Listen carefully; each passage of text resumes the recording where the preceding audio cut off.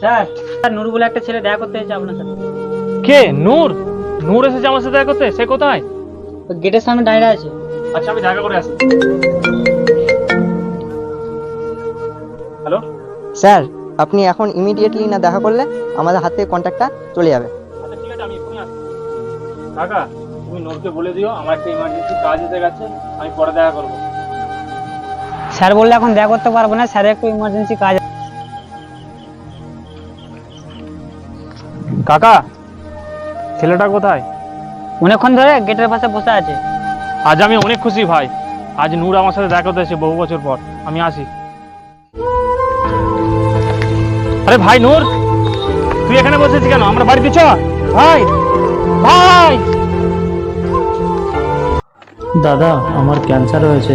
আমি ভেবেছিলাম লাস্টবারের মতো তোমার সাথে দেখা করে যাব, সেটা আর হলো না দাদা।